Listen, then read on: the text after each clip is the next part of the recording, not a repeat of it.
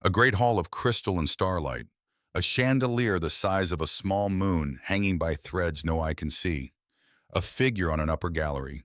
Crouched. Wrong clothes, wrong stillness. Hands moving over something that should not be in his hands.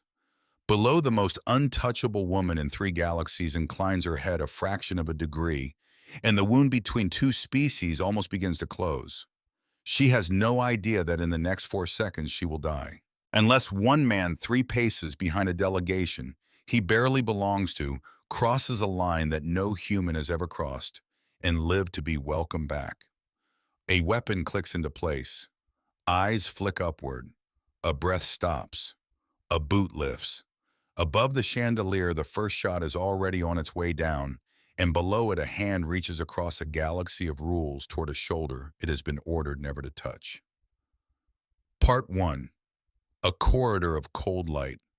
Emergency klaxons. Far away. Muffled like grief. Caleb Strode leaned against a steel pillar. His shirt was black with blood. His breath came shallow. She knelt beside him. Her gown smeared red.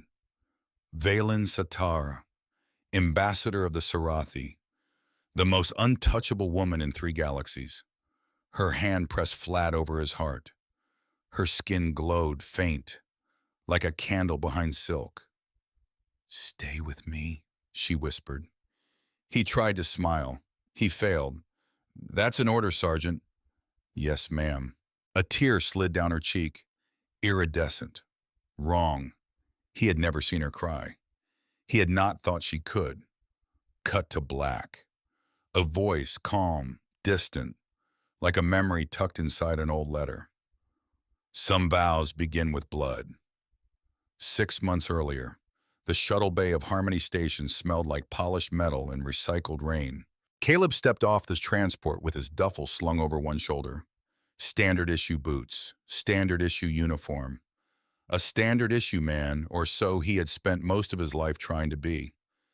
A junior officer was waiting for him at the gate. She looked tired. She looked annoyed. "Sergeant Strode."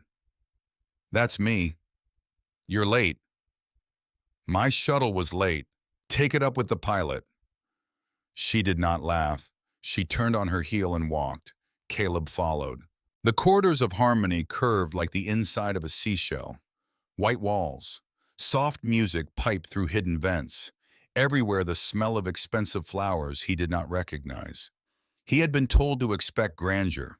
Nobody had warned him about how cold grandeur could feel. "Briefing in 5, the officer said over her shoulder. "Commander Voss is waiting." "What's the assignment?" "Diplomatic security." "Which delegation?" She paused at the door of the command suite. She glanced back at him. Her expression flickered. Pity, maybe. "The Sarathi." Caleb's jaw tightened. The door slid open. Commander Voss was a tall woman with iron in her hair and steel in her eyes. She did not stand when Caleb entered. She did not offer her hand. She studied him the way a butcher studies a side of beef. "Sergeant Strode, 34 years old, xenobiology certification, 3 tours on the Caroline frontier, 1 commendation for valor, 2 reprimands for insubordination." "Yes, ma'am." "Why are you on my station?" "I was ordered here, ma'am." "You were ordered here because 3 of my men collapsed in the mess hall last night with severe allergic reactions to something nobody can identify yet. You were the only adapted operative within a half-day jump. That is not a glowing recommendation. That is a coincidence." She let the words sit. Caleb let it sit too. "Sit down, Sergeant." He sat. Voss tapped a panel. A holographic image bloomed in the air above her desk.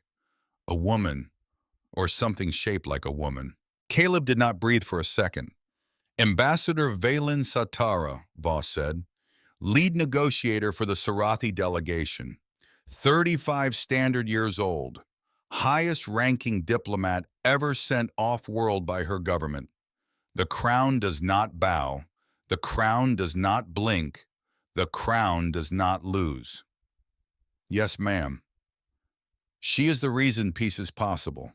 She is also the reason peace will fail if anything happens to her in our jurisdiction. Understood. You will not look directly at her.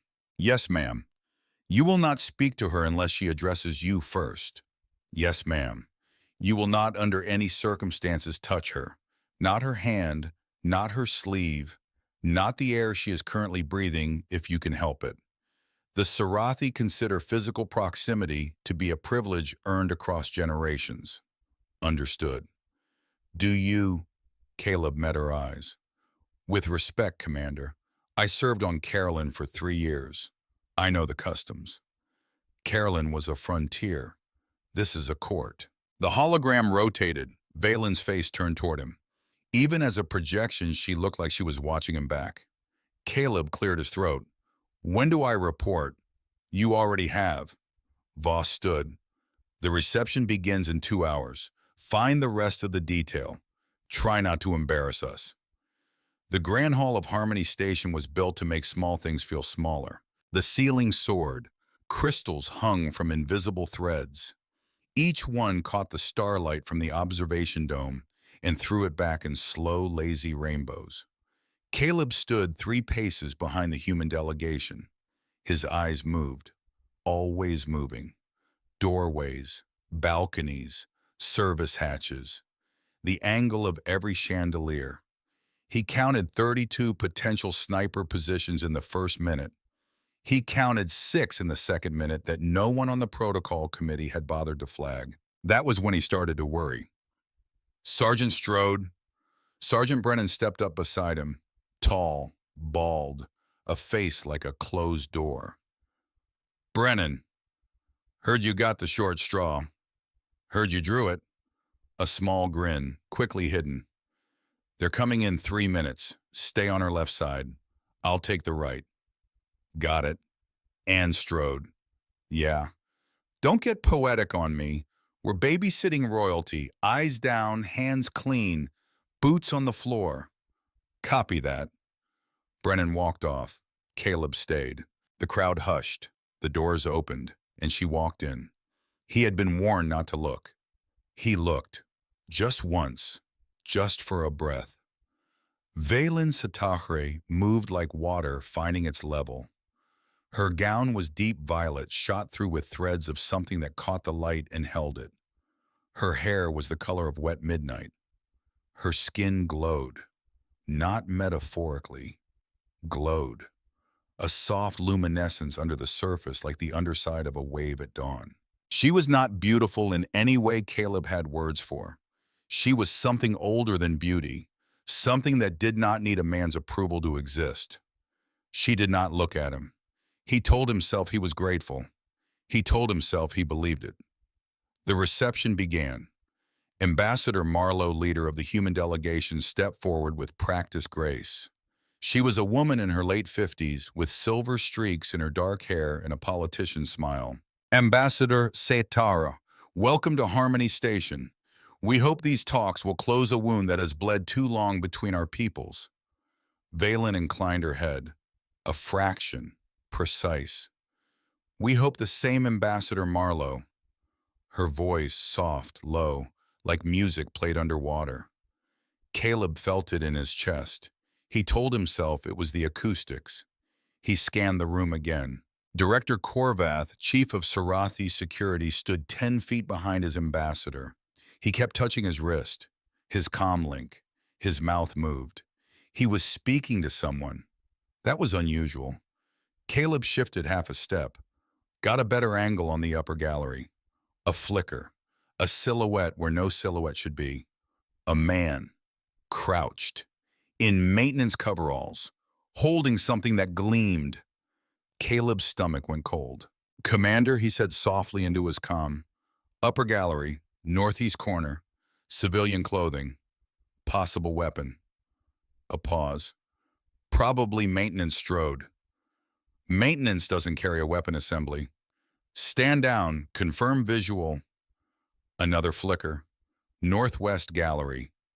A second man. Commander, 2 contacts. They're setting up firing positions. Strode. The first weapon clicked into place. Caleb saw it. He did not think. He moved. He crossed the no-touch zone in 3 strides. He did not pause.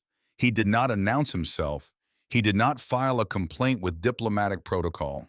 He tackled her. Valen went down hard. He twisted in the fall so that his body took the impact, not hers. His shoulder hit the marble. His head snapped back. The air left his lungs in a single white flash of pain. Above them, the world exploded. The chandelier shattered. Crystal rain, screams, smoke. A second shot whined past the spot where Valen had been standing 2 seconds earlier. Caleb rolled them both behind the nearest pillar. He kept his body between her and the gallery. His arm came around her shoulders. His other hand drew his sidearm. Her face was inches from his. She was not afraid. She was furious. "How dare you?" she breathed. "Stay down." "You touched me. Stay down." A third shot. A piece of the pillar exploded above their heads. Caleb felt something hot bite into his shoulder. He did not look. He did not have time. "Ambassador, there are 3 of them. They're flanking. We need to move, now." She stared at him, her vertical pupils dilated. For 1 second, she was not a diplomat. For 1 second, she was a woman who had almost died. Then the mask returned. "Lead.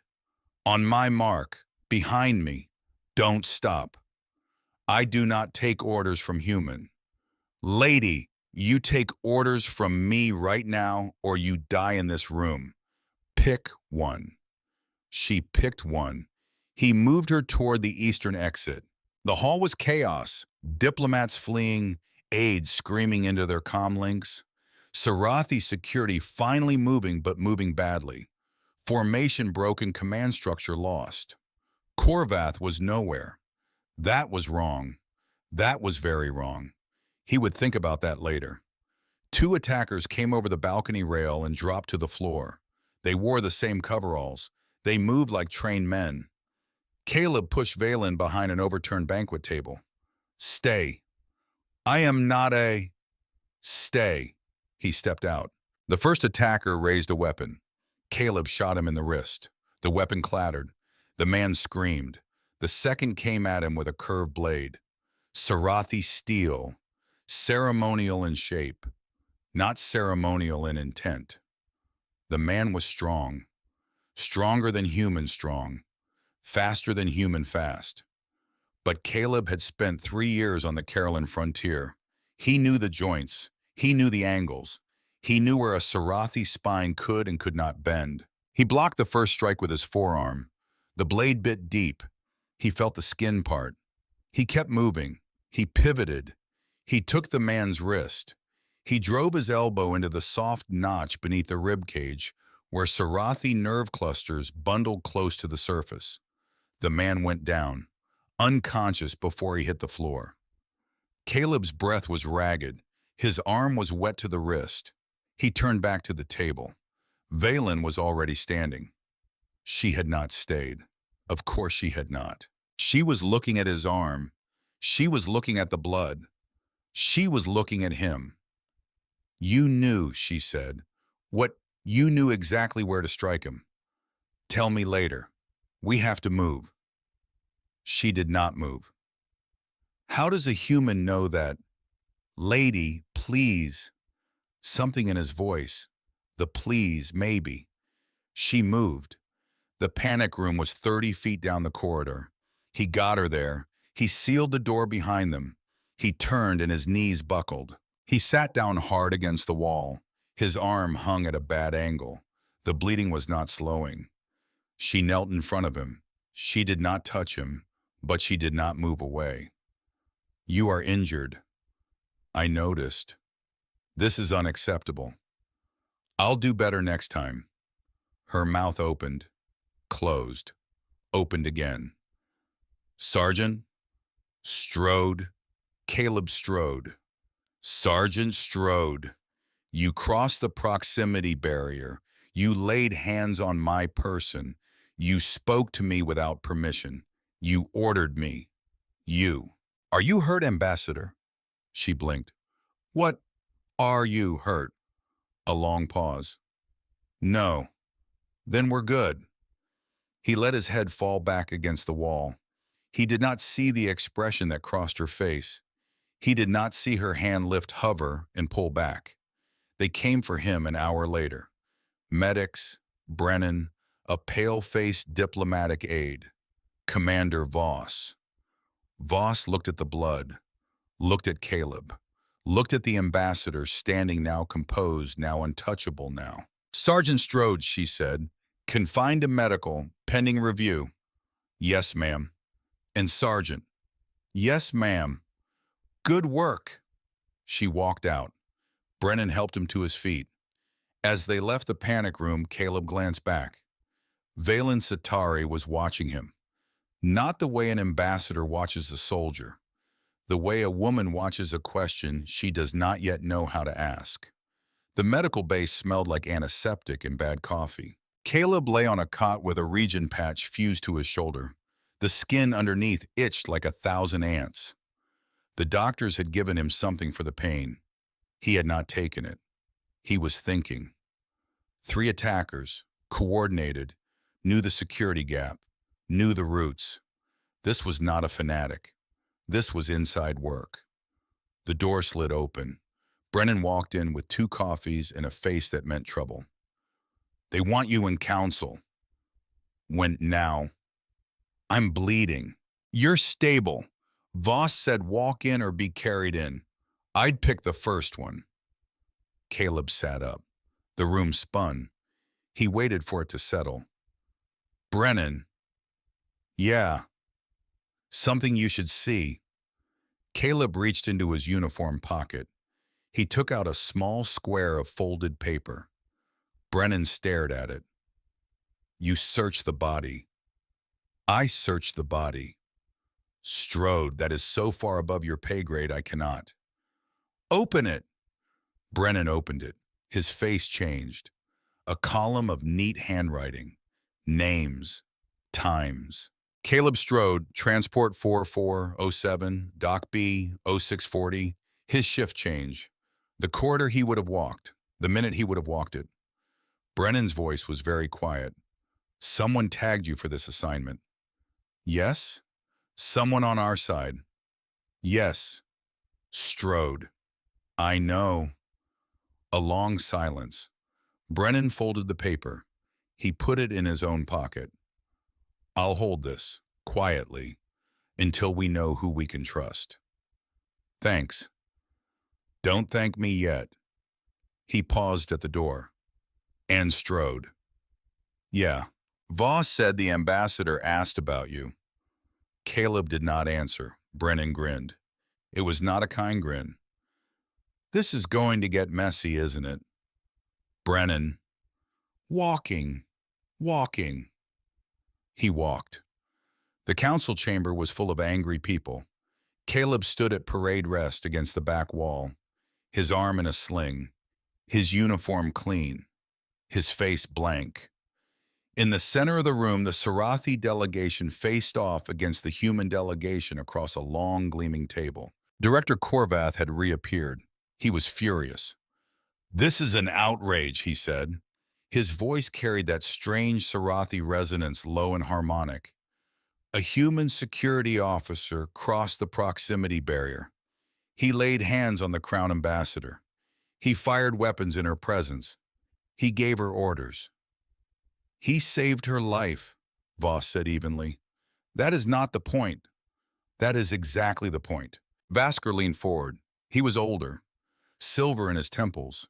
His eyes were the color of bruised plums. He spoke softly. That was worse. Commander Voss, the ambassador's safety is the responsibility of Sarathi security. We have protocols. We have a chain of command. A human stepping outside his lane creates more risk than it solves. Your protocols were not in place when the first shot was fired, Counselor. They were. He saw the threat first. Your team did not. Vaskor's mouth thinned. The threat was identified by Director Korvath's team within. After the chandelier fell, a silence. Valen had not spoken. She sat at the head of the table, her hands folded, Her chin lifted. Her gown changed. She had changed. Of course she had. A diplomat could not be seen in a stained gown, but she had not put on the ceremonial collar. That detail did not escape Caleb. It did not escape Vascor either. He shifted in his seat. "Ambassador," he said, "surely you agree." "I will tell you what I agree with, counselor." Her voice was soft, soft like a knife is soft against the throat. The room went still. "I agree that I am alive." A long pause. "I agree that I am alive because of one man in this room." She turned her head. She looked at Caleb. He met her eyes. He should not have. He did anyway. "Sergeant Strode." "Ma'am." "Step forward." He stepped forward. Voss did not stop him. Brennan did not breathe. Valen rose from her chair. She walked around the long table. She stopped 2 feet from him, inside the proximity barrier. The room flinched. Vascor made a strangled sound. Korvath went very still. Valen did not look at them. She looked at Caleb. "I have decided," she said, "that Sergeant Strode will serve as my personal security for the duration of these negotiations. He will travel with my detail. He will be present in my private chambers when I require it. He will hold authority over all matters relating to my safety. This is not a request. This is a diplomatic decision under my standing as Crown Ambassador." A roar of protest. She lifted one hand. The room obeyed. She turned back to Caleb. "Do you accept this assignment, Sergeant?" His mouth was dry. He thought of his commendation. He thought of his reprimands. He thought of his 3 years on Carolyn, the long nights, the bad food, the dead friends. He thought of the way she had not been afraid. He thought of the note in Brennan's pocket. "Yes, ma'am." A flicker of something in her eyes. Then it was gone. She turned. She walked back to her seat. "This council is concluded." He found Brennan in the corridor. "That," Brennan said, "did not just happen. That happened. You are sleeping in the Dragon's Den, Strode." "I am aware."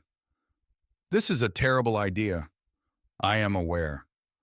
"Voss is going to kill you." "Voss already knows." "Of course she does." Brennan rubbed his face. He looked tired. He looked very tired. "Strode." "Yeah." "Be careful." "I will." "No, listen to me. Be careful, not just of them, of yourself." Caleb did not answer. Brennan walked away. He was given 1 hour to gather his things. He took 10 minutes, a duffel, a field pack, his sidearm. The note from the attacker copied twice, one copy stashed in his locker, one copy with Brennan. He reported to the ambassador's wing at the agreed time. A small Sarathi woman met him at the door. She was younger than Valen, slighter. Her skin glowed in a different pattern, softer, more uneven. Her eyes were enormous. She was afraid of him. She tried to hide it. She did not succeed. "Sergeant, I am Sela, aide to the ambassador." "Ma'am, please do not touch anything. The atmosphere has been adjusted to the ambassador's homeworld settings. The flora is delicate. You may find the warmth and the air pressure uncomfortable. Please inform me if—" "I'll be fine, thank you, Sela." She blinked. "You speak gently." "Should I not?" "Most humans I have met do not." "Then most humans you have met are fools." A flicker of something in her face. A small thing. He could not read it. She bowed. She showed him to an antechamber. She left. He waited. The room was warm. The air was thick like breathing through honey. The flora vines with pale silver leaves, blooms the color of evening light, moved very slightly when he was not watching them. He did not touch anything. He stood in the center of the room, his hands behind his back, his weight on the balls of his feet. He waited. A long time. He did not look at the door. He felt her come in. "You are very still, Sergeant." He turned. She had changed again. A simpler garment, pale gray, no jewels, no crown. She looked smaller without the gown. She also looked more dangerous. He could not have said why. I was trained to be still ambassador. By whom? Old men with patience. That is a beautiful definition of a soldier. It's the only one I know. She walked a slow circle around him. He did not turn to follow her. She came back to the front, most being stiffened when I do that. I have nothing to hide from your back, ambassador. That is a bold claim. It is a true one. A pause, she tilted her head. You are unlike the soldiers I expected. I'll take that as a compliment. You may, for now. She crossed to a low table. She poured something from a tall ewer into two slim cups. The liquid was the color of pale amber. It smelled like wood smoke and something else. Something cold. She offered him one cup. He hesitated. Take it, Sergeant. I am not poisoning you on the first night. That would be inefficient. He took it. He did not drink. You don't trust me, she said. I don't know you. You touched me in the Great Hall. You touched me before you knew me. That was different. How? You were about to die. Now you are not. And so the rules return. For now. She sipped. She watched him over the rim of her cup. Sit, Sergeant Strode. I'd rather stand. Sit. He sat. She sat across from him. Not close, not far. You know how to strike a Sarathi? Yes. You know the nerve clusters? Yes. You know the joint angles. You know where the spine yields? Yes. Where did you learn this? He hesitated. Sergeant, I am not in the habit of asking twice. I served 3 years on the Caroline frontier. The room changed. He felt it before he saw it. Some invisible weight shifted in the air. Her glow dimmed for half a heartbeat. Her hand holding the cup went very still. She did not look at him. She looked at the cup. Caroline, she said. Yes, Ambassador. Which sector? The northern townships, Outpost 11, mostly farmland. Some mining. Outpost 11. Yes. A long silence. Did you know any of the people there, Sergeant Strode? Some. I had a billet with a family for the first winter. They were good people. Did the family have a name? The question was casual. The question was not casual. He thought about how to answer. He thought about Brennan in the corridor. Be careful of yourself. He told the truth anyway. The family I billeted with were the Hartwells, an older woman, a widow. She ran a small farm. She fed half the outpost some winters. The cup in Valen's hand trembled. Just once. Just a tremor. A drop of pale amber slipped over the rim. It fell. It made no sound on the carpet. She set the cup down carefully. She did not look at him. It is late, Sergeant. You will be quartered in the room adjacent to mine. The door between will remain unlocked at all times. Should I require you, I will require you immediately. Yes, Ambassador. You may go. He stood. He walked to the door. At the threshold, he paused. Ambassador. Yes. Are you all right? She did not turn. Good night, Sergeant Strode. He went. His room was small, functional, a narrow bed, a wash basin, a door with no lock that opened directly into the ambassador's private chambers.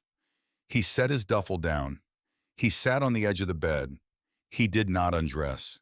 He listened. For a long time he heard nothing. Then on the other side of the wall, he heard a sound he did not expect. A woman, weeping, very quietly. The kind of weeping that someone has been practicing for a long time. The kind that does not want to be heard. He sat very still. He did not move toward the door. He did not move away from it. He simply sat. He kept watch. He kept quiet. He stayed on his side of the wall. He stayed all night.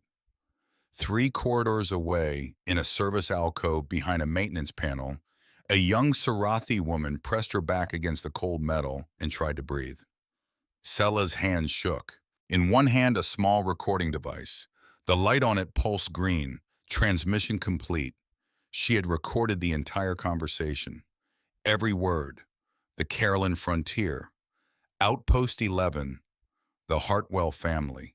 She did not know what the words meant. She had been told it did not matter what the words meant. She had been told only to record and to send. In her other hand, a small flat photograph, the kind that did not exist anymore, the kind that had been printed on paper by a machine that the Sarathi had stopped making 60 years ago. Two children, a boy and a girl, both Sarathi, both very small, both with her own pale glow, her own enormous eyes. The boy was missing a front tooth. The girl was hugging the boy from behind her chin, hooked over his shoulder, her smile wide. Both of them were 5 years old in this picture. Both of them were 8 years old now. Both of them were sitting in a small room in the capital city of Sarathi, 3 light years away, behind a door that would not open without Director Korvath's command. Sela pressed the photograph to her mouth. She did not make a sound. She put the photograph back inside her tunic, against her skin. She closed her eyes. She breathed. She told herself again what she had told herself every night for 4 months. Just do what they ask. Just a little longer. Just until the talks are over. Then the children come home. Then nobody has to die. She opened her eyes. She straightened her tunic. She slid the maintenance panel back into place. She walked back to her quarters with the same unhurried grace her training had given her, and not a single being in the corridor would have guessed that her hands were still shaking deep inside the long sleeves of her gown. Behind her in the warm chambers of the ambassador, a human soldier sat awake on his narrow bed and listened to a woman weep through a wall. And on the other side of that wall, the ambassador pressed her fingertips against her mouth and tried to remember the face of an old farm widow she had not seen since she was 15 years old. The face would not come, but the smell would. Hay, wood smoke, a woolen shawl, a pair of hands that had once braided her hair before bed and told her that the stars were old friends and that no good thing was ever lost forever. The smell came, and with it the weeping. She wept very quietly. She did not want to be heard. She was heard anyway. End of Part 1. Part 2. 3 days passed. 3 days of meetings. 3 days of polished words and polished smiles and polished knives held politely behind backs. Caleb learned the rhythm of her. He learned that she rose 2 hours before the rest of the station. He learned that she drank her amber tea standing by the viewport watching the stars. He learned that she did not eat in the mornings. He learned that when she was about to lie to a counselor, she touched the small jeweled pin at her collar with the tip of her thumb. He learned that she had stopped weeping after that first night. He had not asked. She had not offered. That was their agreement unspoken, until it wasn't. The cultural reception was held on the 5th day.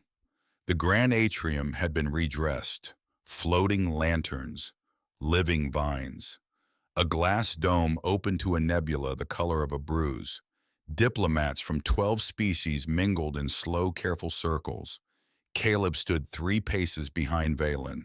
His eyes never stopped moving. His shoulder ached under the region patch. He ignored it.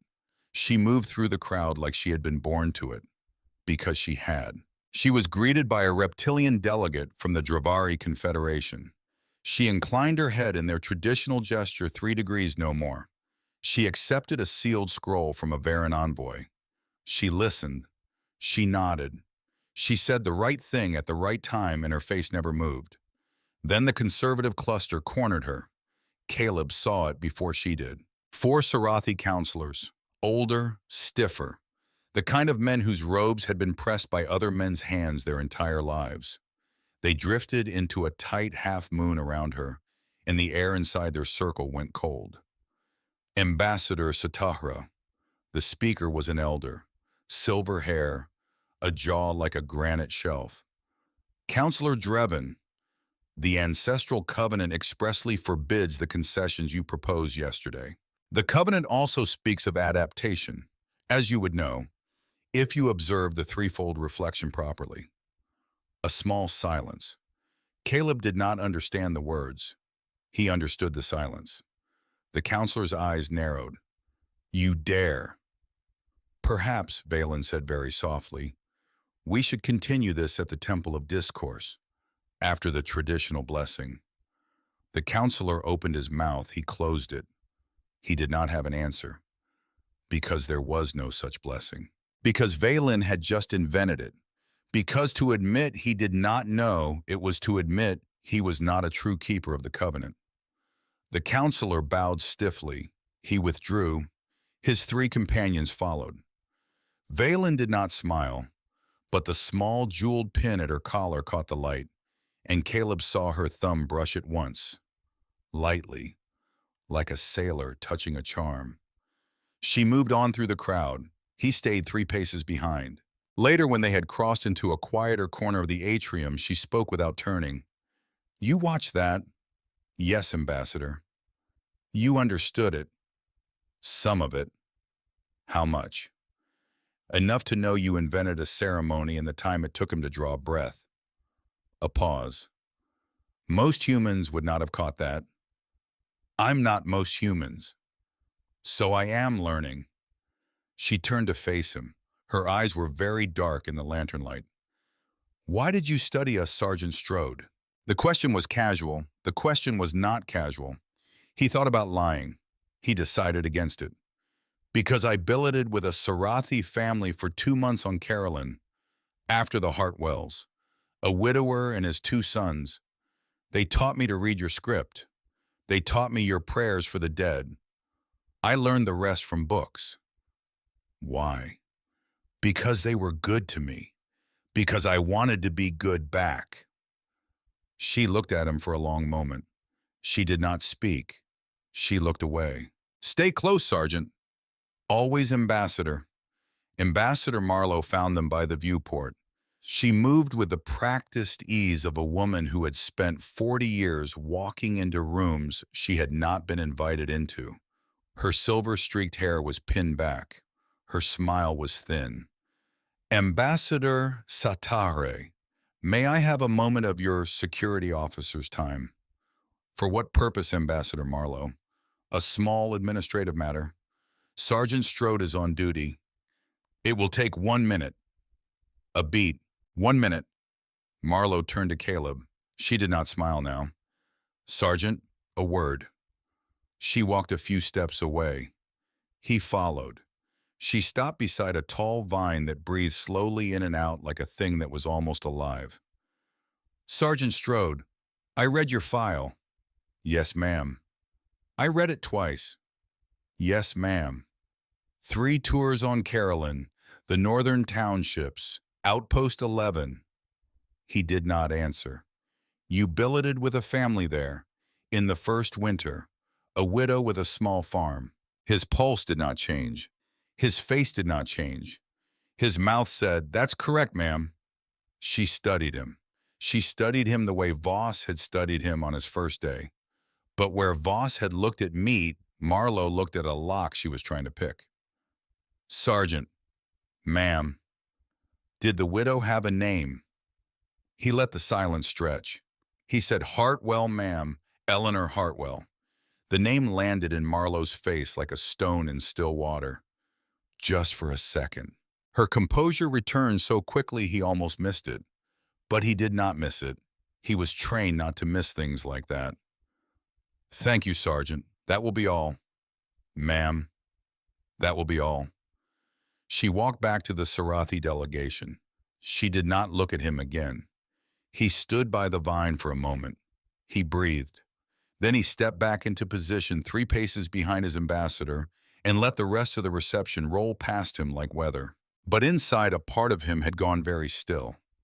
Because Ambassador Imelda Marlowe had recognized that name. And she had not been surprised. She had been waiting for it. That night in her chambers, Valen did not retire to her sleeping room. She stood by the viewport, her hands clasped behind her back. The lights dimmed to a pale violet glow. Caleb stood at the door. She did not turn. Sergeant, ma'am, come here. He came. He stopped at a respectful distance. Closer. He stepped closer. Closer. He stepped closer still. He stopped a single pace from her shoulder. The proximity barrier was a memory now. She did not look at him. She looked at the stars. You billeted with the Hartwells. Yes. In the first winter.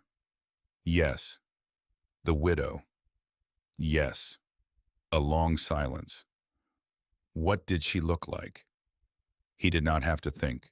Small, wiry, hands like roots, hair already gray when I met her, and that was years ago. She was a woman who smiled with one corner of her mouth. The other corner was reserved. She said it was for special occasions. Did she ever use the other corner? Once, when she saw a Sarathi boy laughing in her kitchen. Valen closed her eyes. She did not speak for a long time. Caleb did not speak either. He had learned in 3 days that her silences were not empty. They were rooms she went into alone, and she came out when she was ready. When she came back, she said, "She used to braid my hair." He did not move. He did not breathe. She did not look at him. She had a song from her own grandmother. It was about stars being old friends. She told me no good thing was ever lost forever. Ambassador. Valen. Valen. She closed her eyes. My family did not die in the border conflict, Caleb. His own name in her mouth. He had not given her permission. He did not need to. They were killed by their own people, the conservative faction, Vascor's faction. We were aristocrats. My father was a member of the High Council. He had argued for a treaty with humans. He believed peace was older than pride. Her voice was very calm. I was 8 years old. They came at night. They killed my mother first, then my father, then my older brother. They missed me because I was small. I had been sleeping in the garden in a hollow under the white leaf tree because I had been told not to, and I had been a stubborn child. A pause. I ran. I do not remember running. I remember the cold. I remember falling. I remember hands. She opened her eyes. She looked at him. Her hands, Eleanor's hands. She found me in a hedgerow 3 miles from the manor. She did not ask questions. She wrapped me in her coat. She carried me home. He did not speak. She went on. She raised me until I was 15. 7 winters, 7 harvests. The first year my stocking was filled with apples because she had nothing else. The 7th year it held a small carved bird my brother used to have that I had thought I would never see again. I do not know how she got it. I never asked. Her voice did not shake, but the room shook around her. Or maybe that was him. My government found me when I was 15. They came in a small ship. They were very polite. They said my father had been a great man and that his daughter belonged among her own. They said Eleanor had committed a crime by sheltering me. They said they would forgive her if I came quietly. So I came quietly. I did not say goodbye. They did not let me. A long pause. I have not seen her in 20 years. Valen. I do not know if she is alive. Valen. Do not, Sergeant. Do not say a kind thing. I cannot bear a kind thing tonight. So he did not. He did the only other thing he could think to do. He took one step closer. He did not touch her, but he stood at her shoulder, close enough that she could feel the warmth of a body that was not afraid of her. She did not move away. For a long time they stood like that. 2 people at a viewport, a galaxy turning slowly on the other side of the glass. When she spoke again, her voice was steadier. They wiped the record. Officially, I am a pure-blooded aristocrat raised in the southern provinces. Officially, my parents survived the conflict and died of plague. Officially, I have never set foot on a human colony. To the High Council, I am their perfect daughter. To Vascor, I am the prize that proves the old blood endures. And if they knew, they would strip me of my title, my credentials, my voice. I would never speak in council again. And the treaty would die with me. He let that sit. Valen. Yes. Why did you tell me? A pause. Because you billeted with her. That is not the reason. A longer pause. Because I am tired, Caleb. Because I have carried this for 20 years, and you are the first person who has ever stood at my shoulder without wanting something from me. He did not answer. He did not trust his voice. She turned finally. She looked at him. Her eyes were dry now, but they were not closed. Good night, Sergeant. Good night, Ambassador. She walked to her sleeping room. She paused at the door. Caleb. Yes. Thank you for not saying a kind thing. The door closed behind her. He stood at the viewport for a long time. He did not see the stars. The next morning, Brennan called him to the security office on a maintenance pretext. He had been up all night. His eyes were red. He turned a screen toward Caleb without speaking. A cargo manifest, pharmaceutical shipment, authorized by the Joint Medical Board. Standard pain regulators, sterilization fluids, a row of routine compounds. Then a second column, 3 substances flagged in red. Caleb read the names. He did not recognize the first 2. He recognized the third. His mouth went dry. That's not a pain regulator. No, it is not. That's a Sarathi neurotoxin. That is correct. That kills Sarathi. Only Sarathi. Brennan. Strode. Look at the verification signature. Caleb looked. The signature was a Sarathi seal. He recognized the crest. Director Korvath. That's not possible. Korvath is on Harmony. The shipment was logged from the courier vessel that docked yesterday. That is exactly the point. A silence. Strode. I see it. He's already on the station, but the shipment came in under his authority from the outside, which means he has an outside operative, which means this thing is bigger than one director. How would they use it? Quietly, a tea, a perfume, a glove powder. It would look like a Sarathi heart attack, natural causes, or they make it look like a human did it. Caleb sat down on the edge of the security console. He thought of her at the viewport. He thought of her saying, I do not know if she is alive. Brennan. Yeah.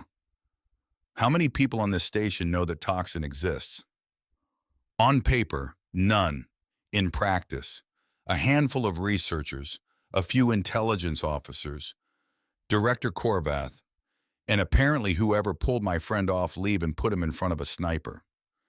They want her dead, and they want a human to take the blame. Yes. Treaty collapses. War resumes. Yes. Brennan. Strode. What do we do? A long pause. We do not go to Voss. Why? Because someone gave the order to put you on that shuttle. Someone in our chain. Until I know how far up I am, not telling anyone with rank higher than mine. Then it's you and me. It's you and me. And her. A beat. Yeah, and her. Brennan rubbed his face. Strode.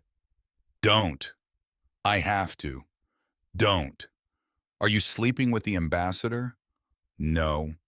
Are you about to? Brennan. That's not a no. That's not a yes either. Strode. I know. This is going to get a lot of people killed. If you make it personal, you lose.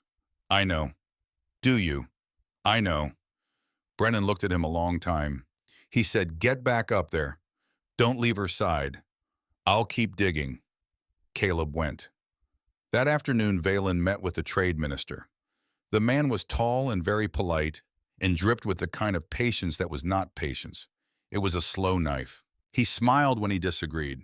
He apologized when he obstructed. He referenced ancient precedent every time she proposed something modern. She handled him. She handled him for 3 hours. Caleb stood at the back wall and watched her work. He watched the small jeweled pin at her collar. Her thumb did not touch it. That meant every word she said was true. That was the most exhausting thing he had ever witnessed.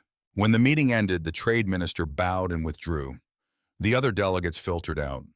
Vascor lingered at the door. He looked at Caleb. He did not look at Valen. Then he too was gone. Valen sat at the long table. She did not move for a long time. Caleb stepped forward. Ambassador. Caleb, you should eat. I should sleep. That too. She lifted her head. She looked at him. He is trying to delay the treaty signing past the window. The window. The astronomical window. There is a conjunction of the Sarathi twin suns next month.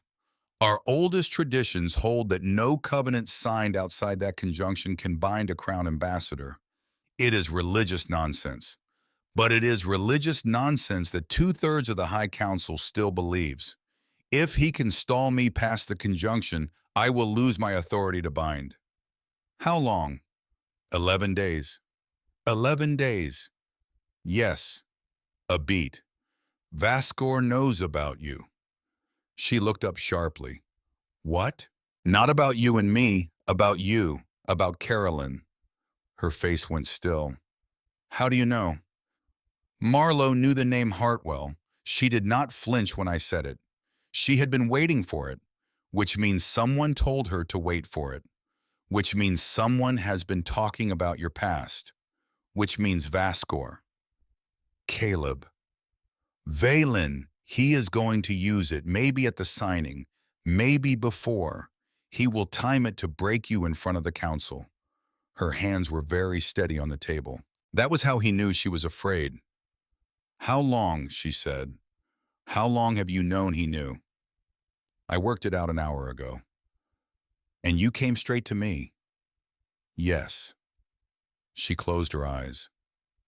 Caleb. Yes. I do not know what to do with you. You don't have to do anything with me.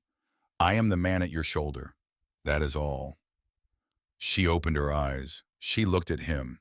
She did not speak, but the small jeweled pin at her collar caught the light, and her thumb brushed it once, lightly. He did not know yet which lie she was about to tell. He hoped it would be a kind one. Late that night, there was a soft knock at the inner door. Caleb opened it sidearm in hand. Sella stood in the dim corridor. She was alone. She was shaking. Her face was wet. She held a small data wafer in her palm. She did not speak. She walked past him into the chambers. Valen was already standing. She had been at the viewport. She turned. Sella went to her. She fell to her knees. She did not bow, she fell. She held out the wafer in both hands. Ambassador, I have been working against you for 4 months. I am the one who has been recording your conversations. I am the one who told them the schedule.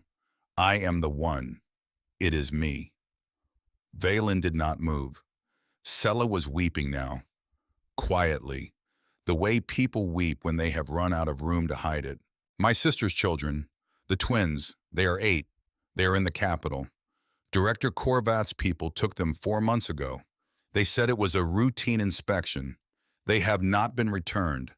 I have been told that as long as I provide useful information, the children remain healthy. I have been told that if I refuse, the children become a teaching tool for the next aide. She lifted her head.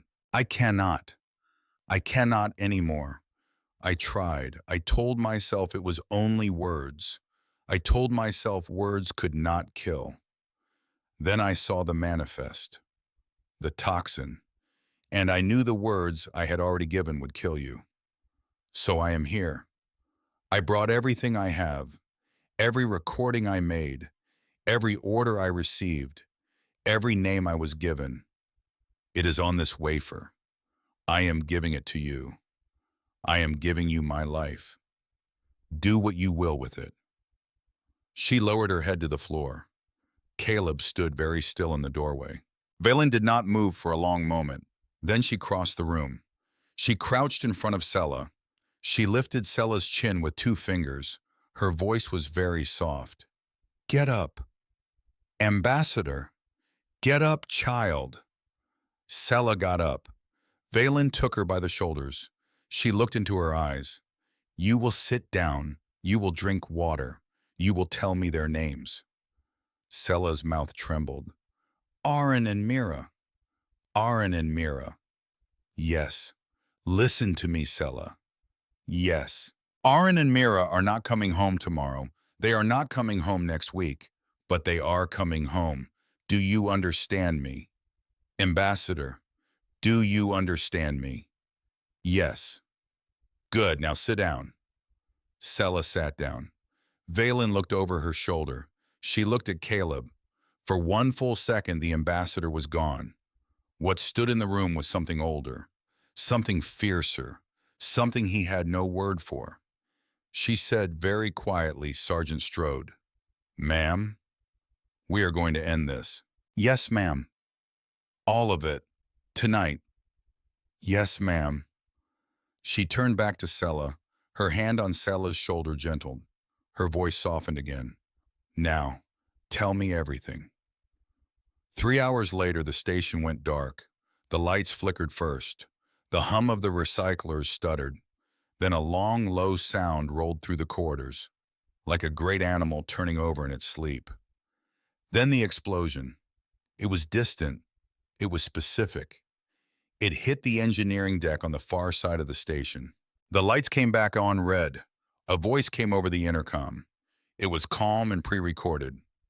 Emergency protocol engaged. All diplomatic personnel to secure shelter. Security teams report to station. Caleb was already moving. He had Valen by the wrist. Sella was at her other side. The data wafer was inside Valen's tunic against her skin. The corridor outside the ambassador's wing was full of running people. Sarathi security, human security. The shouts overlapped. The chain of command was already breaking. Service corridor, Caleb said. Where? Behind the eastern wall. He moved them. He got them to the maintenance access. He keyed it open. He shoved Sella through first, then Valen, then a second explosion. This one was close. The corridor behind him erupted. A wall panel blew inward. A jagged sheet of metal came spinning toward him. He turned. He shielded Valen with his body. The metal hit him. It went in deep, high on the right arm, almost at the shoulder. He felt it slide through skin and meat and stop somewhere it should not have stopped. He did not cry out. He gritted his teeth. He shoved Valen forward into the service corridor and slammed the door behind them. The corridor went dark. His own breath was very loud. Valen caught him as his knees gave. Caleb, I'm fine. You are not fine. Sella, where is Sella? I am here, Sergeant. Good. Valen, keep moving. Engineering deck. Comm hub. We can lock the broadcast from there. You cannot walk. I can walk.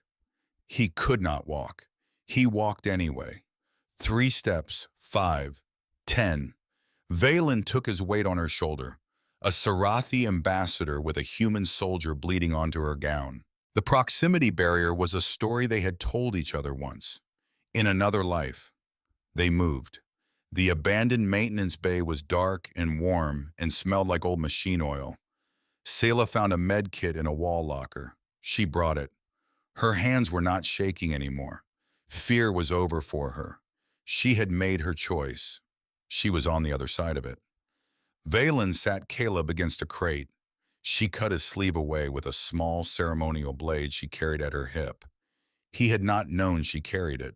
She looked at the wound. She did not speak. That bad, he said. Yes. Pull it out. It will bleed. It is already bleeding. Caleb. Valen, pull it out. She pulled it out.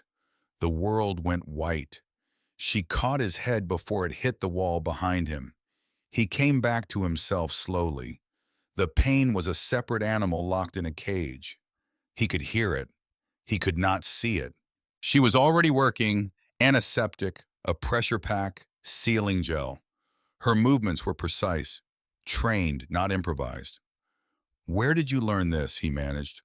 All diplomats receive field medicine. We cannot always rely on others. You're good.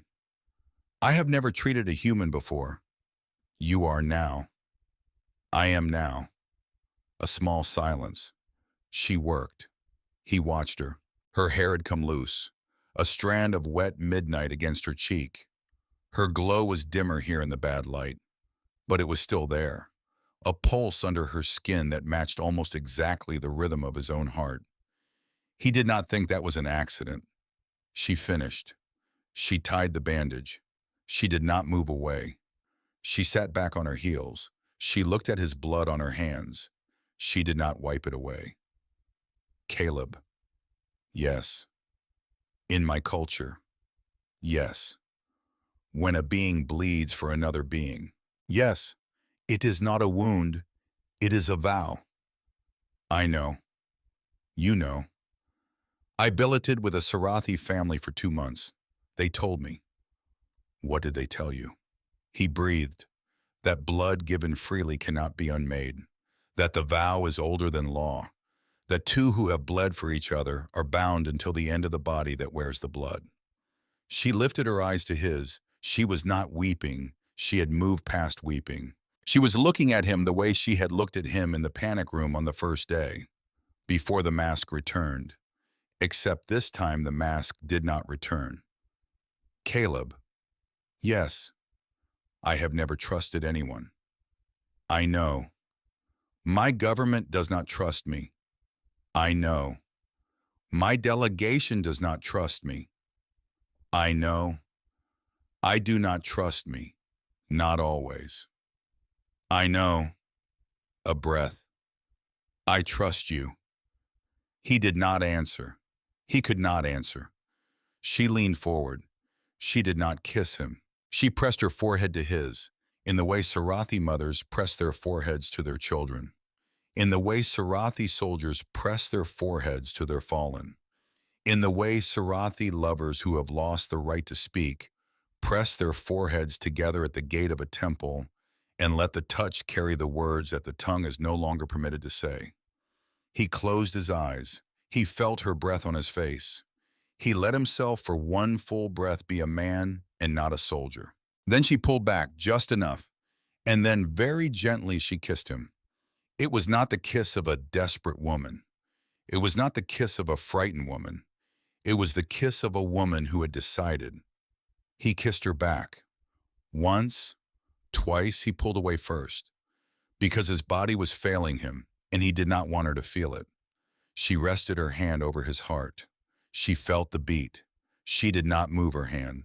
In the doorway of the maintenance bay, Sella stood with her back turned, her eyes fixed on the corridor outside a sentry for two beings she had decided to live for. The station alarms continued distant and small. The galaxy turned and did not notice. And in a small dark room far from home, a Sarathi diplomat held her hand over the heartbeat of a human man, and a human man closed his eyes and trusted her not to lift it. She did not lift it. She did not lift it all night. End of part 2. Part 3. Dawn cycle on the station looked the same as midnight. The emergency lights were still red. The corridor still hummed with the wrong kind of silence. Caleb woke against a metal wall. Valen's hand was still on his chest. She had not lifted it. He had not asked her to. He moved. He winced. The pain in his shoulder was a living animal now. The pressure pack had held. The bleeding had stopped. He could use the arm. Barely. Valen opened her eyes. She did not pull her hand away. Caleb, I'm here. You are still here. I'm still here. She studied his face. You slept. A little. I did not. I know. A small silence. Sella stood in the doorway. Her shoulders were straight now. Her face was wet again. But this time her eyes were not afraid. She had become something else overnight. A woman who had chosen a side. Ambassador. Sella. Footsteps, 3 corridors out, moving in pairs. Search pattern. Whose? Sarathi. Director Korvath's people. Valen sat up, her hand left his chest. The absence of it was a small new pain. He did not name it. Caleb. Yes. Can you move? Yes. Truth. Mostly. A pause. That is good enough. She rose, she gathered her gown. The blood on it had dried to a dark crust. She did not try to hide it. She turned to Sella. Sella. Yes. You are not coming with us into the open corridor. Ambassador. You are going through the medical tunnels. You know them. You work them as a junior aide. You will reach the human medical wing. You will ask for Sergeant Brennan. Only Brennan. You will give him this. She pulled the data wafer from her tunic. She pressed it into Sella's palm. This is everything. The recordings, the names, the toxin, the orders to Korvath, the faces of every being who has touched this conspiracy. You will give it to Brennan. He will know what to do. Ambassador. Yes. He will think I am a spy. You are a spy. A flicker. But you are my spy now, and he will believe you, because I am telling you he will. Sela's eyes filled. She bowed. She did not weep. She turned and ran. Valen watched her go. She did not move for a long moment. Then she turned back to Caleb. Sergeant. Yes. Get up, we are going to the comm hub. Yes. And Caleb. Yes. Do not die today. I'll try. Try harder. The comm hub was on the eastern arm. They moved through service corridors. They moved through ventilation shafts. They moved through a kitchen pantry that smelled of burned grain and someone's abandoned breakfast.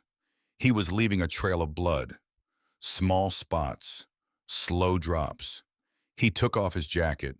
He pressed it under his arm. It would do until it would not. She watched it. She did not speak. But every 50 steps she looked at the floor behind them. Every 50 steps she counted as drops. Halfway through the kitchen pantry they stopped. Footsteps in the corridor on the other side of the wall. Sarathi voices, low, disciplined, calling out clearance codes. Valen pulled him into a tall cabinet. There was barely room. She pressed her back against the wall and pulled him after her. His good arm braced beside her head, his face an inch from her hair. They breathed. They did not speak. The footsteps passed. They counted to 20. They breathed. She tilted her face up. Caleb. Yes. If we do not make it, we are going to make it. If. Valen. Listen to me. He listened. If we do not make it, I want you to know that you were not my mistake. Valen. You were the first decision I have ever made that was mine. He did not answer. He could not. He pressed his forehead to hers. The Sarathi vow, the one he had learned in a small farmhouse one winter when he was a much younger man, and the world had not yet given him a woman like this to lose. She closed her eyes. She breathed him in. Then she pushed him gently away. Move, Sergeant. He moved. Ambassador Imelda Marlowe was waiting for them outside the comm hub. She was alone. She was unarmed. Her silver-streaked hair was loose. Her diplomatic robe had been hastily thrown over a sleeping garment. She lifted both hands when she saw them. Don't shoot me, Sergeant. Caleb did not lower his weapon. Ambassador Marlowe, I am alone. I came alone. I have been trying to find you for 6 hours. Why? Because Director Korvath's people are sweeping the diplomatic wings. Because Vaskor is preparing an emergency broadcast for the High Council. Because if you do not get to the hub in the next 15 minutes, the conspiracy wins. And because I have been waiting for this moment for 20 years. Valen stepped past Caleb. She walked directly to Marlowe. She stopped 2 feet from her. Her voice was very quiet. Madam Ambassador. Yes. You knew the Hartwell name. Yes. How? Marlowe's mouth trembled. She was a woman who had spent 40 years not allowing her mouth to tremble. It trembled anyway. Because Eleanor Hartwell is my sister. Valen's breath stopped. It just stopped. Caleb watched her face. He watched a thing happen behind her eyes that he had no language for. My older sister, Marlo said. By 11 years, she left for the colonies when I was 12. We wrote letters, real letters, on paper. We never stopped. 20 years ago, she wrote to tell me she had found a child in a hedgerow, a Sarathi child, a girl, 8 years old. She wrote to me every week for 7 years about that child, about her teeth, her temper, her favorite songs. I have a chest at home with more than 300 letters in it. Every one of them mentions you. Valen's hand went to her mouth. Eleanor never knew I went into the diplomatic service. We had agreed long ago that if her side of the family was ever exposed, mine should not be tied to it. So I went by my husband's name. I climbed, I waited, I watched. And when the Sarathi finally sent a crown ambassador to the human delegations, and her name was Valen Satar, and her age was right and the records were clean in the way only a covered-up child's records are clean, I requested this post. Madam Ambassador, I came here to protect you. I have been protecting you for 3 months. I told no one, not even my own staff. Why? Because a Vascor learned that the Crown Ambassador had a human ant 3 offices down the corridor. He would burn you in front of the council and salt the ground after. Valen's hand was still over her mouth. She lowered it slowly. Is she alive? She is alive. A silence. Where? On Carolyn, in the same farmhouse. She is 60 years old now. Her hands are bad. She keeps a small flock of birds in a garden, and she still writes to me every week. Last week she asked about you. She does not know I have seen you. She has not let herself hope in 20 years. Valen lifted her face. The mask was gone. It was not coming back. Caleb. Yes. Help me into the comm hub. Yes. She turned to Marlo. Ambassador. Yes. Walk with me. Marlo walked with her. A human ambassador and a Sarathi ambassador and a bleeding soldier. The 3 of them moving down a service corridor with the lights still red, and outside the windows, the slow black turning of a galaxy that had no idea what was happening inside its small bright stations. The comm hub was guarded. 2 Sarathi, 1 human, 3 armed. Caleb did not have a 3rd arm. He had Marlo. She walked ahead of them and lifted both hands. I am Ambassador Marlo of the human delegation. I am here to address the council on an urgent diplomatic matter. Stand aside. The human guard hesitated. The Sarathi guards did not. The senior Sarathi raised his weapon. Ambassador, with respect, you will return to your quarters. I will not. Ambassador, do you know what a public assault on a credentialed diplomat does to your career soldier? A flicker, but the weapon did not lower. Behind Marlo, Caleb braced his back against the wall and lifted his sidearm with his good hand. He did not have to fire. A sound in the corridor behind the guards. Boots. Many boots. Sergeant Brennan came around the corner with 7 human security at his back and Sella between them. He did not break stride. Stand down. The Sarathi guards turned. Stand down, gentlemen. Director Korvath has been detained on the medical deck. Your chain of command is broken. By the joint security protocol of this station, you are now under provisional command of Commander Voss. She has sent me here to escort the Crown Ambassador into the comm hub. He held up a sealed authorization wafer. The senior Sarathi looked at it. He looked at his junior. He lowered his weapon. The human guard exhaled like he had been holding his breath since the day he was born. Brennan walked past them. He stopped in front of Caleb. He looked at the bandage. He looked at the blood on Valen's gown. He said, Strode. Brennan, you look terrible. You look beautiful. Sella got me the wafer. Good. It is very bad, Strode. I know. It goes higher than Korvath. I know. It goes to the Sarathi High Council. Vascor is the head of it on the Sarathi side. On our side, it goes to a deputy minister. We will need her in front of the council in the next 10 minutes or she loses the window. What window? Brennan looked at Valen. Vascor has called an emergency joint session. He is going to denounce the ambassador in front of every species on the station. He has been holding the recordings Sella made for him. He is going to use them. He is going to say she has been compromised by humans. He is going to say she was raised by humans. He is going to drop the Hartwell name on live broadcast in 8 minutes. Valen closed her eyes. She opened them. The mask was still gone. What was there now was something Caleb had not seen before. It was not fear. It was not even anger. It was decision. Brennan, ma'am, open the comm hub. Open every channel. Patch me into the joint session. Patch me into the human network. Patch me into the Sarathi civilian broadcast. Patch me into every screen this station can reach. Ma'am, all of it, now. Yes, ma'am. And Brennan, ma'am, get me the Reverend Mother Theron of the High Council on a secure line. I do not care what time it is on Sarathi. Wake her. Yes, ma'am. He moved. She turned to Caleb. She took his good hand, briefly, in front of Marlowe, in front of Sella, in front of Brennan and his 7 security men. She squeezed it once. She let it go. She walked into the comm hub. The screen woke up.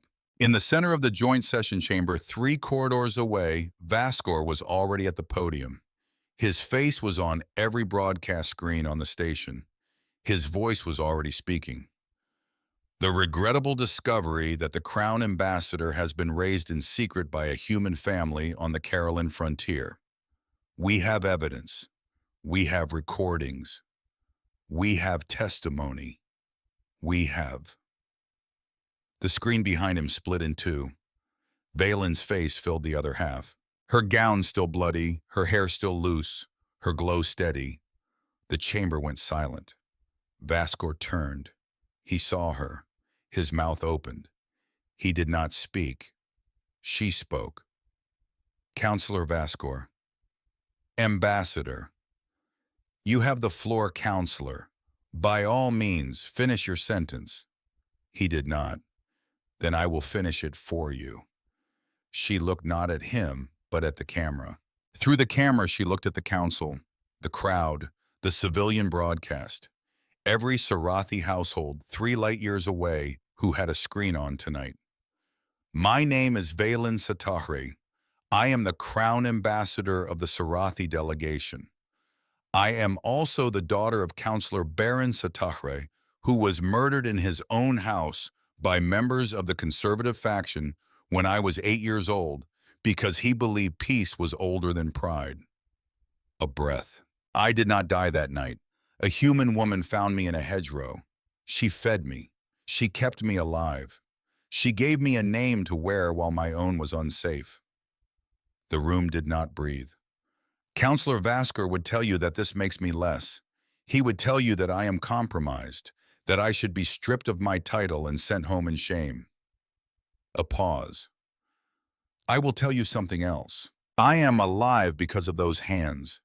Every clause I have written into this treaty was written by a heart that learned to trust in a kitchen on a frontier none of you have ever bothered to visit. My past is not a stain. It is my inheritance. I claim it. In front of all of you. In front of every screen this station can reach. And I will not be made to feel small for surviving. Silence. A long silence. Vascor opened his mouth. He never finished what he was going to say, because a new face appeared on the screen. Behind Valen, behind the blood-stained gown, behind the loose hair, an older Sarathi woman, white-robed, a silver chain across her brow. Her face was lined and very calm. The Reverend Mother Theron of the Sarathi High Council. The chamber inhaled. She did not speak to Valen. She did not speak to Vascor. She spoke directly to the camera. This council has heard the Crown Ambassador. Her voice was old and quiet and carried the way old quiet voices carry. Before we respond, this council will hear one more witness. Open the line. Valen turned. The third panel opened on the screen. A small kitchen, wood walls, a black iron stove, a window with frost on the corners, a wooden chair pulled close to a small receiver. In the chair sat a woman in her early 60s, gray hair pulled back, a blue wool shawl across her shoulders, hands like roots in her lap. Eleanor Hartwell. Her eyes were wet. She had been crying for a long time, the way people cry when they have been waiting 20 years for permission. She looked at the camera. She looked at Valen. Valen's hand came up to her mouth. A small sound left her throat. It was not a word. It was older than words. Eleanor smiled, the one corner of her mouth. Then after a long moment, the other. She used both corners. Hello, my girl. Valen's knees did not give. She was a Crown Ambassador. They had been trained out of her, but her shoulders did. Caleb stepped in close. He did not touch her. He stood at her shoulder. He gave her the wall of him to lean on if she needed it. She leaned. A little. Just enough. Eleanor looked at the camera. I am Eleanor Hartwell. I am a widow. I have a farm in the northern townships of the Carolyn frontier. I have answered this call because the Reverend Mother of the Sarathi High Council asked me to. She said it was time. A breath. I am going to tell you the truth about your Crown Ambassador. A pause. On a winter night 20 years ago, I went out to bring in the goats. I had been a widow for 2 years and I was tired in a way I did not know how to name. I had been thinking that day that perhaps I had nothing left to live for. I found a child in the hedgerow at the bottom of my field. She was 8 years old. She was Sarathi. She was bleeding from a cut on her temple. She was so cold she had stopped shivering. She was alone. I did not pick her up because I am a good woman. I picked her up because she needed picking up. I carried her home because she needed carrying home. I fed her because she was hungry. I kept her because she had nowhere else to go, and because my heart had nowhere else to go either. A breath. She was not a project. She was a child. She had her father's stubbornness and her mother's quick tongue and her brother's laugh and the brightest mind I had ever met. She did not become a human while she lived with me. She became more of who she already was. I did not change her. I only gave her room. A pause. I want to say something to the counselor who spoke before her. I do not know your name, sir. I do not need to know it. You said her time with me was a stain. I would like you to understand something. There is no stain on a child who was loved. The love is in her hands. It is in her voice. It is in every word of the treaty she has written. If you sign that treaty, sir, you are signing my name on it too, along with every neighbor of mine who fed her, and every Sarathi family on Carolyn who taught her the songs of her people when she was small. Your stain is the rest of us. A beat, and we are not ashamed. She paused. She looked then at Valen. She lifted one hand. The hand was knotted with age. The thumb did not straighten anymore. The wedding ring on her finger was thin and worn smooth. She pressed her fingertips to her own forehead. The Sarathi vow. She had learned it from her neighbors. She had taught it to a frightened child. She had carried it for 20 years in a small farmhouse on a frontier no one cared about. Valen pressed her own fingertips to her forehead, then to her mouth. Then she held her open hand toward the screen. A child's gesture. The gesture of a girl saying, I am here, I am here, I am here. Eleanor's tears spilled. She nodded once, then again slower. Then she held her hand to her own heart and kept it there. The whole galaxy watched an old woman in a wool shawl hold her hand to her heart, while a Crown Ambassador stood with a soldier's blood on her gown, and a great many people who would never meet either of them sat down on the edges of their beds and put their hands to their own mouths and remembered someone they had once been brave for. The Reverend Mother Theron spoke. This council has heard. This council has decided. By the right of the threefold reflection, Ambassador Valen Satare is restored. Her name, her line, her voice, all three are her own. They have never been otherwise. Any being who has spoken against her in this chamber has spoken against the covenant itself. She turned her old eyes on Vascor. Counselor, Reverend Mother, be silent. He was silent. You will surrender your seat. You will surrender your collar. You will surrender your name to the keeping of the council until you have done penance in the temple for a length of time that the council in its wisdom will determine. You will not approach the crown ambassador. You will not speak to her people. You will not be heard in chamber until you have learned again what it means to keep the covenant. Do you understand? He bowed his head. He did not speak. That was its own answer. The Reverend Mother turned back to the camera. Director Korvath of Station Security is detained. He will be returned to Sarathi tonight. He will stand trial before the High Court within the cycle. He will not return to office. The conspiracy is exposed. The shipment of restricted compounds has been intercepted in Dock 17. The names provided by the recordings of Aid Sella, given freely and at great personal risk, are entered into the record. Aid Sella's family will be returned to her custody within the next standard day. This council guarantees it. A pause. The treaty will be signed within the astronomical window. The Crown Ambassador retains her authority to bind, and the human woman Eleanor Hartwell of the Caroline frontier will be entered into the rolls of the Sarathi people as an honorary keeper of a child of the line. This is the highest honor our council can bestow. It has been given twice in our history. She looked at Eleanor. She inclined her head 3 degrees, the Sarathi gesture for an equal. Eleanor lifted her chin. She did not bow. She nodded back. The Reverend Mother smiled, just a little, just at the corner of her mouth. This council is closed. The broadcast cut. The chamber 3 corridors away erupted. In the comm hub, Valen stood very still. Her hand reached blindly behind her. Caleb caught it. She did not look at him. She did not need to. 6 months later. The Caroline frontier in the early autumn. The light was long and yellow. The wind smelled like cut hay and wood smoke. A line of frost rimmed the bottom of the kitchen window every morning now, even though the afternoons were still warm. The farmhouse had a new roof. Caleb had put it on himself with Brennan's help over a long week in late summer. Brennan had cursed the whole time. Caleb had laughed for the first time in years. The treaty had been signed under the twin suns 4 months ago on a small ship orbiting the Sarathi homeworld. 12 species had been present. Valen had signed last. She had nicked her palm with the ceremonial blade she had once used to cut Caleb's sleeve away in the maintenance bay. She had let a single drop of her blood fall beside her signature. She had walked the length of the chamber to where Caleb stood at the back, his arms still in a sling. She had pressed her bleeding palm to his chest over his heart through the cloth of his uniform. She had left a red print there and said only 2 words low enough that only he could hear my blood. He had covered her hand with his own and answered yours. Mine.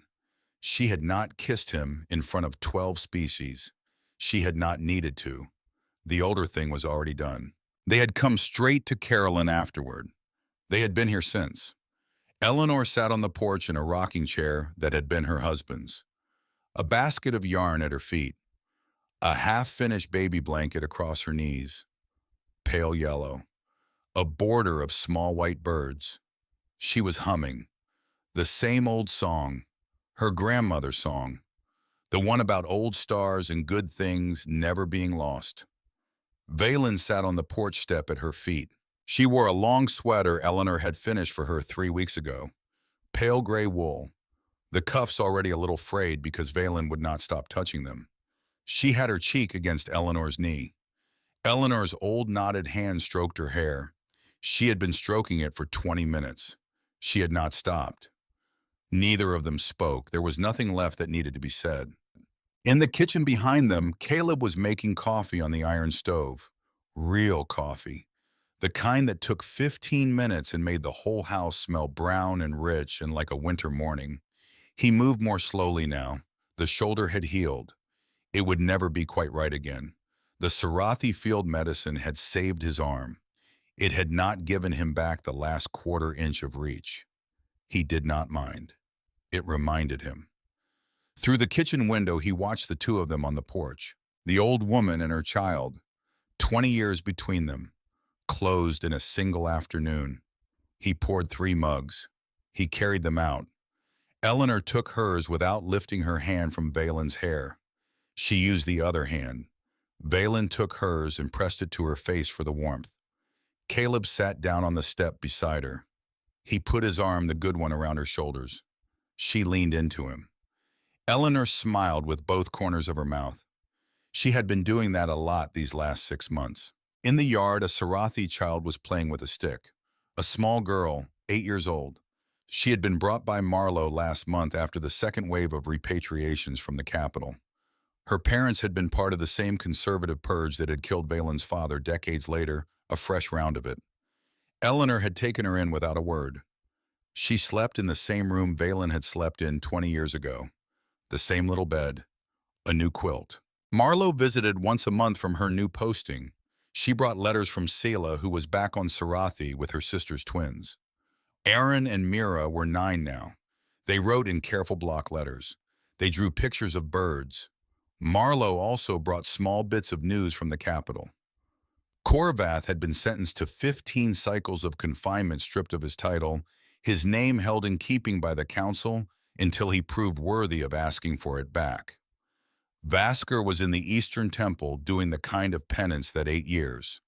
No one expected to see him in chamber again. Brennan visited too. He brought rough red wine and worse jokes. He had taken a posting on the colony so he could come every weekend. He did not say it was because of Caleb. Caleb did not make him say it. Valen set her coffee down on the step. She turned her face up to him. Caleb, yes. Do you regret it? What? Any of it. He pretended to think. The shoulder.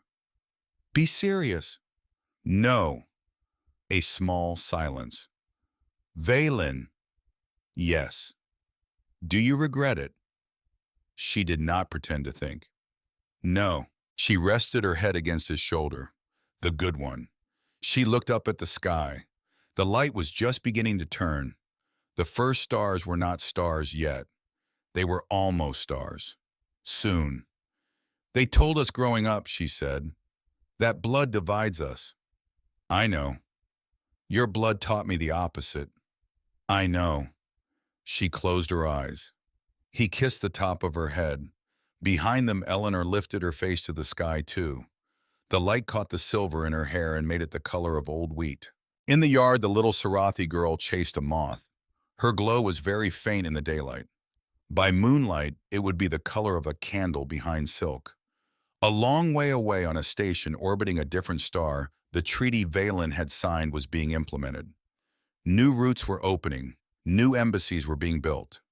2 species were learning very slowly that the universe did not believe in love between stars, and that this was a problem they would have to solve themselves. On the porch, 3 people who had agreed to solve it drank coffee. Caleb spoke first. Valen. Yes? The universe doesn't believe in love between the stars. She smiled. No. We're going to have to teach it. Yes. Eleanor looked down from the sky. She looked at the two of them on the step, her hand never leaving the dark hair of the woman who had been her daughter for 7 winters, and then a stranger for 20 years, and then her daughter again forever since a summer afternoon when the call had come from a reverend mother she had never heard of. She smiled with both corners of her mouth. She picked up her knitting needles. She began the next row of the baby blanket. The needles clicked steady and small against the long quiet of an autumn evening on a planet at the edge of nowhere. And somewhere very far away, the stars were coming out. End of part 3.